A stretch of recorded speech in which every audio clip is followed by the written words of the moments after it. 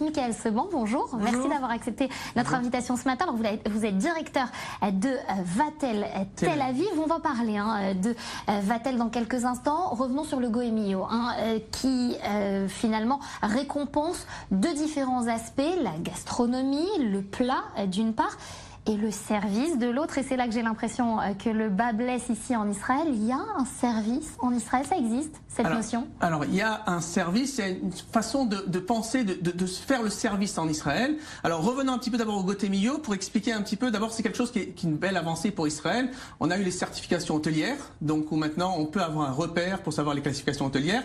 Maintenant, on a une certification qui se fait par Goemio, 300 restaurants qui vont se certifier les restaurants, les chefs, qui vont donner en fait une légitimité à ces chefs et va rassurer le public extérieur qui va venir, qui va attirer une nouvelle clientèle, qui va attirer les touristes. C'est ça, l'objectif, c'est de faire d'Israël un petit peu comme il y a la route des vins ou un peu comme il y a en France des tables qui sont réputées. On a les foodies exactement, qui viennent justement manger dans toutes les tables du monde et en même temps en découvrant la culture culinaire israélienne, ils vont découvrir la culture du pays. Et ça, c'est très intéressant. Donc cette certification, elle est très positive. Elle est basée effectivement sur l'accueil, sur le service, sur l'ambiance, sur la qualité perçue.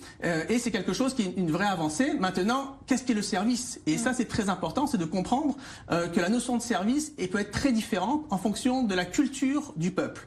On va prendre un exemple très très simple. Vous allez avoir un hôtel, vous allez avoir des touristes qui vont venir de Chine, donc d'Asie, des touristes israéliens, des touristes francophones, des touristes américains.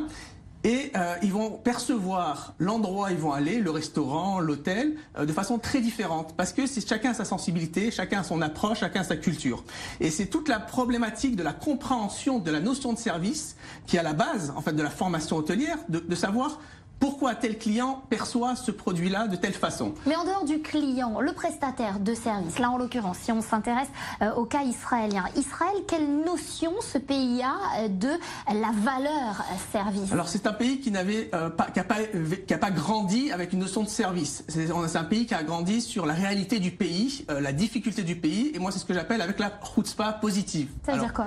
Alors la chutzpah positive, c'est en fait d'aller à l'essentiel. C'est-à-dire, on ne prend pas d'artifice, mais on avance pour faire avancer le pays. Maintenant, en gros, on fait pas de salam alek, vous venez pour manger, on va vous servir à manger, peu importe. C'est ce qui a été, c'était un petit peu la culture israélienne du Moyen-Orient qui était un petit peu basée là-dessus.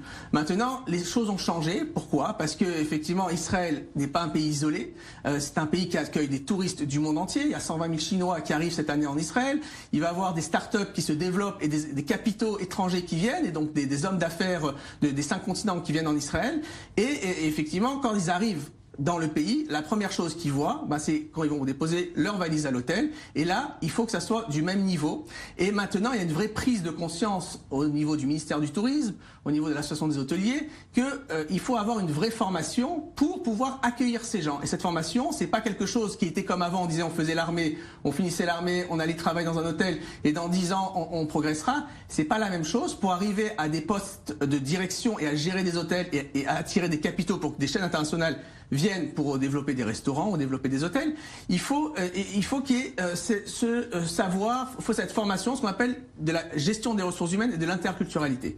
Et c'est en tout cas ce que vous vous attachez et vous employez à faire au quotidien à Vatel, 5 ans de présence ici en Israël. Merci beaucoup, Michael Seban, d'avoir accepté notre invitation et d'avoir répondu à nos questions. Merci beaucoup. Ce matin, on va tout de suite prendre la direction de Jérusalem et parler de livres avec le vainqueur du prix de Jérusalem, l'une des plus importantes distinctions littéraires du pays, attribuée cette année à un Norvégien et pas n'importe lequel. Regardez. Il s'appelle Karl Ove Knausgaard et appartient à cette catégorie d'écrivains dont les œuvres, véritables ovnis littéraires, ont fait date dans l'histoire de l'édition. Après avoir étudié l'art et la littérature à l'université de Bergen en Norvège, il se fait connaître pour ses romans. Prix littéraire, critique élogieuse, un succès qui reste toutefois circonscrit à la Norvège. Mais c'est avec le premier tome de son ahurissante série de livres autobiographiques, titré Mon combat, que Karl Ove Knausgaard explose mondialement. Sur les 6, 3 seulement ont été traduits en français. Vous faites d'ailleurs peut-être partie des millions de lecteurs qui se sont plongés dans ces épais volumes. écrit sans relecture, sans aucun filtre. Un désarroi autobiographique qui part de son adolescence chaotique, vécue entre un père tyrannique et une mère absente. Mais la sincérité qui a fait de Mon combat un livre à succès a aussi eu sa contrepartie. De nombreux proches de Knausgaard ont rompu les liens avec lui, furieux qu'il dévoile des secrets de famille. Quand j'écrivais sur ma vie, je pensais que c'était si intime que ça n'intéresserait personne. La façon dont ça a cartonné a surpris tout le monde, en Norvège d'abord, puis à l'étranger. En attendant la publication de son 4e volume en France, Karl Knausgaard a gagné cette année le prestigieux prix de Jérusalem, un prix attribué tous les 2 ans aux plus remarquables des auteurs internationaux, comme à l'écrivain libanais Ismail Kadare en 2015. Je pense que le prix de Jérusalem est le meilleur prix du monde, au regard des précédents détenteurs. Mais c'est aussi un peu gênant pour moi parce que je ne peux me comparer à personne dans cette liste. C'est la première fois qu'un auteur norvégien obtient une telle récompense en Israël, un pays pour lequel il reconnaît une certaine fascination. Dans un pays comme la Norvège, Israël est très présent. À l'école, on nous enseignait des histoires sur l'Ancien Testament. On avait aussi une carte de l'Israël biblique dans notre classe. Être ici physiquement est totalement différent. Je suis très heureux d'avoir pu venir voir ça de mes propres yeux. Provoquant ou ambigu, le fait que le titre de son livre Mon combat veuille dire Mein Kampf ne semble pas le gêner, ici plus qu'ailleurs. À la base, j'avais choisi un titre beaucoup plus innocent. Mais quand on lit le livre, on se rend compte que le titre correspond parfaitement parce qu'il est question de ma vie, de détails très personnels et de mon combat justement avec mes parents, avec ma femme, avec mes enfants. À la fin, je voulais juste en finir avec la littérature, avec le style et juste écrire les choses comme elles étaient. En attendant, les fans ont eu la chance de rencontrer en personne Knausgaard et d'autres écrivains à la Foire internationale du livre de Jérusalem, un événement purement littéraire. Voilà, c'est la fin de cette édition. Merci à vous de l'avoir suivi. Je vous retrouve demain, même heure, même chaîne, à suivre un tout nouveau journal présenté par Elsa Mimon.